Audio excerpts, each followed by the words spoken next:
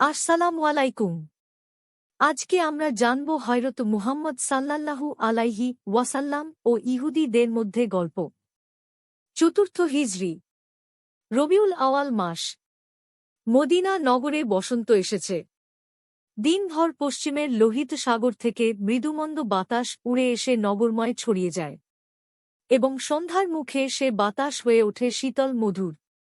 সে মধুর বাতাসের স্পর্শে মদিনাবাসী পরম আনন্দ লাভ করে। বসন্তের আগমনে যেন মরুর আকাশের ধূসর বর্ণে লেগেছে নীল রঙের মৃদু ছায়া, আর দূরবর্তী দিগন্তের পর্বতশ্রেণীকে যেন নমনীয় দেখায়।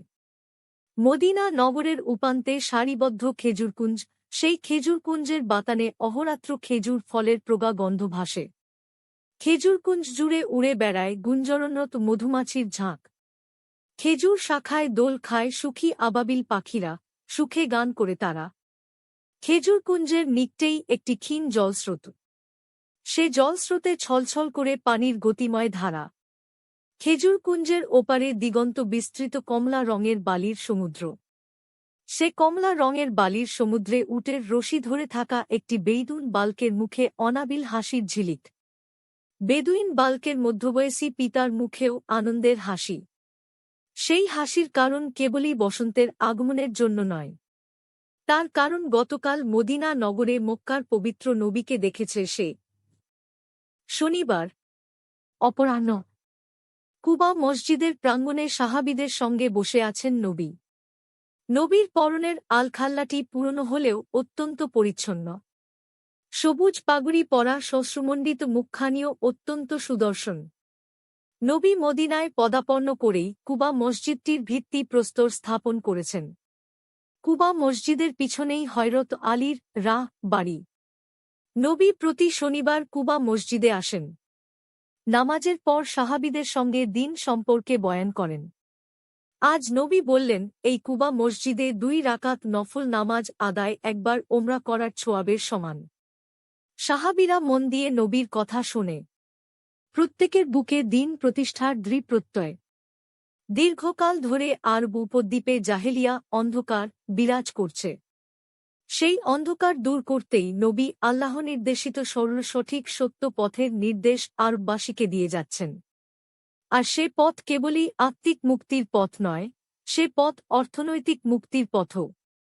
আরব সমাজে অর্থনৈতিক বৈষম্য সৃষ্টির জন্য মক্কার কুরাইশ গোত্রের ধনী অভিজাতদের লোভলালসা দায়ী। মক্কা নগরটি বাণিজ্যপথের মধ্যবর্তী স্থানে হওয়ায় কর আরোপ করে এবং অন্যান্য উপায়ে কুরাইশ প্রচুর ধনসম্পদ অর্জন করেছে। ফলে কুরাইশরা হয়ে উঠেছে ভোগবাদী, জালিম এবং সুদখোর। কুরাইশদের হাতেই কেবল ধনসম্পদ জমেছে, সমগ্র আরব সমাজে সমানভাবে সে ধনসম্পদের বণ্টন হয়নি। কাজেই আরব সমাজে সৃষ্টি হয়েছে চরম অর্থনৈতিক বৈষম্য। কুরাইশদের অবাধ ভোগ বিলাসের পাশাপাশি মরুচারী বেদুইনদের হাড়জিরজিরে শরীর নির্মম আর্থিক বৈষম্যের বাস্তব চিত্র। অথচ মরুসন্তান গরিব বেদুনরা অত্যন্ত সহজ সরল এবং উদার। তাদের দুঃখদুর্শায় নবীর প্রাণ কাঁদে। নবী বিশ্বাস করেন, আল্লাহকে ভয় না করলে ভোগী কুরাইশরা কখনোই ত্যাগী হবে না। নবীর লক্ষ্য স্বৈরাচারী কুরাইশদের মক্কা থেকে উৎখাত করে আরব সমাজে ধনবৈষম্য দূর করে দিন প্রতিষ্ঠা করা। এছাড়া আরব কওমের অভ্যন্তরীণ সংঘাত দূর করে তাদের ইসলামের ছায়াতলে ঐক্যবদ্ধ করাও নবীর অন্যতম উদ্দেশ্য। কওমের অভ্যন্তরীণ সংঘাত কেবলই অর্থহীন রক্তক্ষয় করে।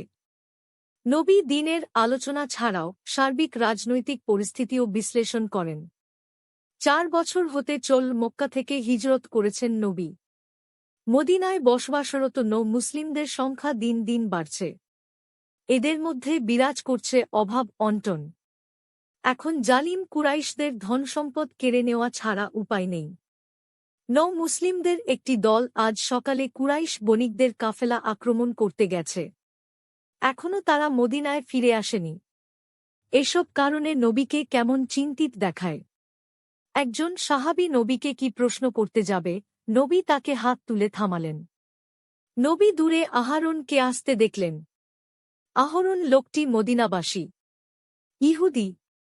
মদিনার স্থানীয় ইহুদিরা অনেকেই মক্কার নবীকে গভীর শ্রদ্ধা করে। ইহুদিদের মধ্যে কখনো বিরোধ সৃষ্টি হলে দুই পক্ষই নবীর কাছে আসে। নবী বিরোধের মীমাংসা করে দেন। ইহুদি গোত্রে কোনো নবজাতক জন্মালে নবীর কাছে নিয়ে আসে। নবী নবজাতকের নাম রাখেন। নবীকে গুরুত্ব দেওয়ায় ইহুদি ধর্মগুরুরা নবীর উপর নাখোশ। আহারন মসজিদ প্রাঙ্গণে এসে মাথা নিচু করে নবীকে বলে, শালম। নবী মৃদু হেসে বললেন, কুশলে আজ তো আহারন। জি, হুজুর। বলে আহারন মাথা নাড়ে। মহান আল্লাহ তোমার রহমত দান করুন। বস।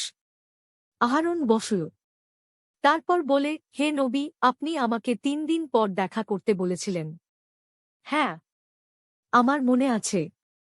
বলে হাসলেন নবী। আহারন চুপ করে থাকে। মসজিদ প্রাঙ্গণে অপরাহ্নের নম্র আলো আলো ছড়িয়ে আছে। চারধারে কেমন এক মিষ্টি সৌরভ বাতাসে ভাসছিল।